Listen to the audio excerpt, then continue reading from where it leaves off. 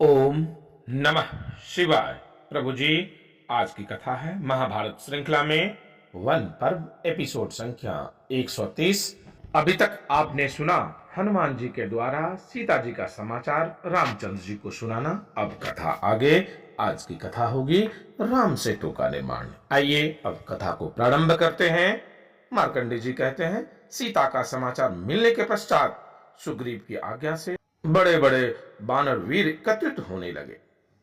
जाम्बवान के साथ भयानक पौरुष दिखाने वाले काले रीछों की 100 अरब सेना थी। ये तथा और भी बहुत से वानर सेनाओं के सरदार श्री रामचंद्र जी की सहायता के लिए वहां एकत्रित हो गए।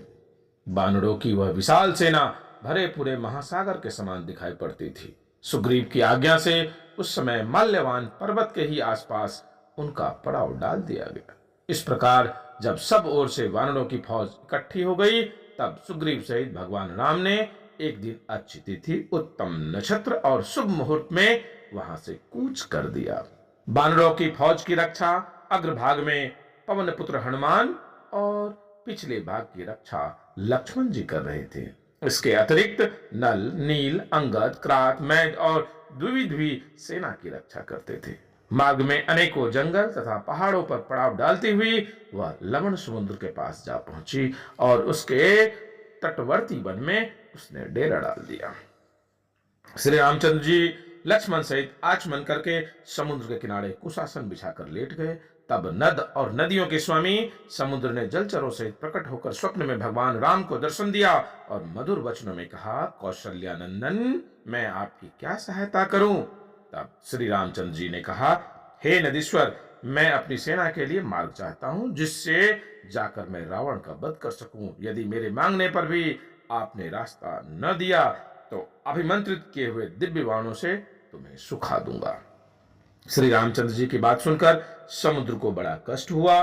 उसने हाथ जोड़कर कहा, हे भगवान, मैं आपका मुकाबला करना नहीं चाहता और आपके कामों में विघ्न डालने की मेरी कोई इच्छा भी नहीं है। यदि आपकी आज्ञा मानकर मैं आपको राह दे दूं तो दूसरे लोग भी धनुष का बल दिखाकर मुझे ऐसी ही आज्ञा दिया करेंगे।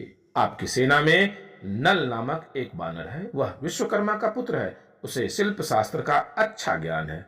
वह अपने हाथों से जो भी तृण, काष्ठ या पत्थर डालेगा उसे मैं ऊपर रोके रहूंगा। इस प्रकार आपके लिए एक पुल तैयार हो जाएगा। यूं कहकर समुद्र अंतर ध्यान हो गए। तब श्री रामचंद्र जी ने धरना छोड़ दिया और नल को बुलाकर आज्ञा देकर पुल तैयार कराया, जिसकी लंबाई 400 कोस की और चौड़ाई 40 कोस की थी। आज भी वह इस पृथ्वी पर नल सेतु के नाम से प्रसिद्ध है। तदंतर वहां श्री रामचंद्र जी के पास रावण का भाई परम धर्मात्मा विभीषण आया। भगवान राम बड़े ही उदार हृदय वाले थे। उन्होंने विभीषण को स्वागत पूर्वक अपना लिया। उन्होंने उसी क्षण विभीषण को राक्षसों के राजपथ पर अभिषिक्त कर दिया, लक्ष्मण से उनकी मित्रता करा दी और स्वयं उसे अपना गुप्त सलाहकार बना लिया। फिर विभीषण की सम्मति लेकर सब लोग पुल की राह से चले और 1 महीने में समुद्र के पार पहुंच गए। वहां लंका की सीमा पर फौज की छावनी पड़ गई और वानर वीरों ने वहां के कई सुंदर सुंदर बगीचों को तहस नहस कर डाला। भगवान राम ने अत्यंत बुद्धिमान अंगद को दूत बनाकर रावण के पास भेजा।